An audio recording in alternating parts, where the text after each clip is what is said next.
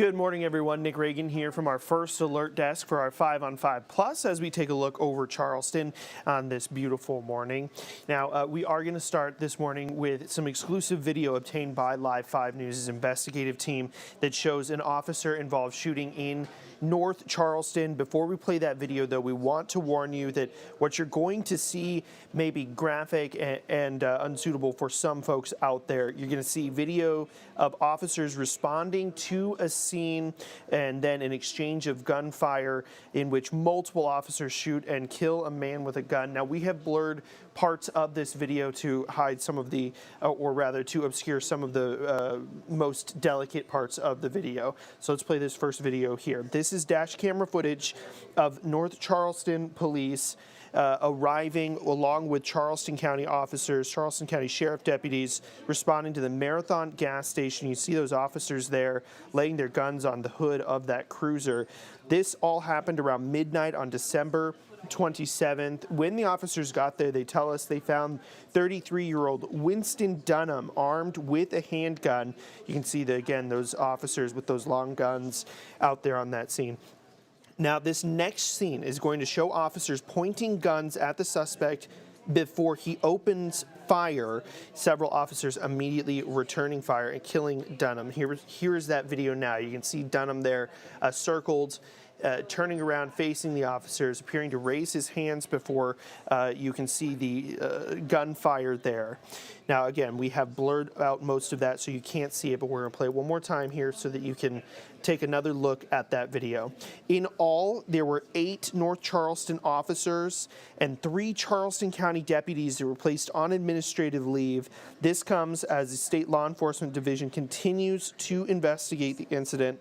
We're told that the North Charleston officers, they are now back in the field. However, we have not heard back yet from the Charleston County Sheriff's Office as to whether or not their officers, their deputies, have returned to duty. But as soon as we learn more about this incident, we will continue to keep you updated. We've also got another officer-involved shooting incident that we want to bring you the latest on. This one out of Charleston. The response you can see there on your screen. We're learning new details from a recent report on this officer-involved shooting that happened in early January. The new report that we've obtained shows Charleston police took just 10 minutes to take in the suspect. This is the suspect now on your screen. Police say that Christopher Hampton was taken into custody after a lengthy chase. It started after officers were tipped off that Hampton, the suspect in a recent armed robbery, was seen on Old Town Road just before 7 p.m. on January 21st. You can see that response there as officers are marking off the area. There's a very large response in the West Ashley area. Now, Hampton and officers shot at each other during that chase. Hampton was shot in the elbow. After this, he was captured. Hampton's gun had traces of blood, and it was found near a house on Carriage Lane as well, all of that connecting the crimes. Now, he is facing multiple charges, including attempted murder and a weapon charge on top of that.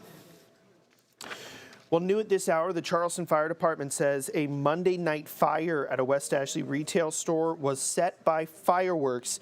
Firefighters responded to target at the Citadel Mall around 6:45 Monday for that reported fire. The fire was outside of the building and involved shopping carts and plants. Investigators say that 2 boys, you're looking at the security footage there, 2 boys ages 10 and 14 were firing Roman candles into the shopping cart area, which ignited debris, damaging 9 shopping carts outside of the store. Anyone with information about this is asked to reach out to the fire department or Crime Stoppers as well. And new this morning, we're learning more about a duplex fire. 4 people are without a home after a duplex fire on Johns Island. The Charleston Fire Department responded to a reported structure fire on Maybank Highway just after 6:30 last night. Crews got there in just 2 minutes. They found all of the residents had already made it out safely. The source of the fire was later found in the attic and contained. Thankfully, no one was hurt, and the American Red Cross is helping out with those who were displaced. All right, well, let's turn to weather now. You can see a live look over Charleston. A beautiful day this morning, but a little bit chilly, maybe even a little bit wet, and more rain could be on the way for the weekend. Let's check in with our First Alert weather team to see just how likely we are to see some raindrops over the weekend. And good Thursday morning to you. Meteorologist Joey Sovine. Chilly out the door this morning. Grab the coats early. Today we'll go from the 30s through the 40s and 50s up to at least 60, most likely for most of you in the low to mid 60s this afternoon. Then cool back down as we go into this evening. Sunny sky, beautiful day ahead. Tomorrow, a few clouds for Groundhog Day at 68. Then Saturday will be around 62 with sunshine. Now Sunday, clouds will start to increase. We do have a chance of rain, but it most likely won't start to arrive till around sunset or shortly thereafter. A rain chance will continue to go up Sunday night and into the day on Monday. All right, thank you, Joey. Well, let's turn our attention now to a crash in Colleton County that may have held up traffic yesterday morning. In fact, did hold up traffic. We're learning more information about this crash on I-95 near Walterboro yesterday. You're currently looking at pictures of a multi-vehicle crash near mile marker 53 around 5:30 in the morning. Colleton County Fire Rescue officials say a semi-truck collided with a small car carrier, causing fire damage to both vehicles. A Ford Transit van being hauled on the car carrier was dislodged and heavily damaged. The van landed on the shoulder. The Dodge pickup truck, car carrier trailer, and the two other vehicles being hauled were all damaged as well. The semi-truck received substantial damage in the collision, dislodging the front axle and breaching the fuel tanks before catching fire. Now, diesel fuel covered the scene. The drivers of both vehicles were not injured. However, a passenger in the semi-truck who was asleep at the time did receive non-life-threatening injuries. Now, as I just mentioned, the cab of that semi-truck, it caught fire because of that diesel fuel that was out there in the area. Fire teams were able to get it put out fairly quickly, but traffic was backed up for 5 miles before they could get that road open once again. All right, well, turning to Columbia now. A bill approved by South Carolina's House of Representatives aims to ban kids and teens from social media sites unless their parents say it's okay. Lawmakers say it's part of a larger effort to keep minors safe from the dangers of the internet. The bill would require social media companies to make, quote, commercially reasonable efforts to verify users are at least 18 years old and request a parent or guardian's permission if not. It would also require the companies to prevent minors from accessing content that encourages use of force, self-harm, or visual depictions of sexual conduct. South Carolina's Attorney General is asking for $1.5 million to create a special unit to help crack down on violent crime.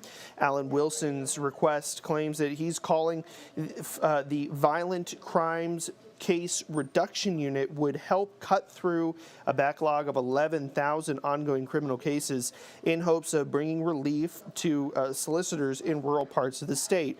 The new unit would send teams of prosecutors, paralegals, and investigators to parts of the state with the worst backlog. And state health officials are giving hemp growers in South Carolina a warning about certain products. Delta 8, 9, and 10 are derived from hemp, and you may recognize the name because they are often labeled on products. But according to a letter sent out by South Carolina's Department of Health and Environmental Control, that's not allowed. Hemp is a cannabis plant that contains 0.3% or less of THC, chemical found in the marijuana plant. DHEC's letter states that certain ingredients are prohibited in food and drinks, such as non-sterilized hemp seed or other raw, unprocessed forms of hemp and pure CBD isolate. Now, DHEC officials say any prohibited ingredients are found in food items, they will be removed. All right, well, that's a look at our top headlines here from our First Alert desk, from our Live 5 newsroom right now. I want to thank you so much for joining us and have an excellent Thursday.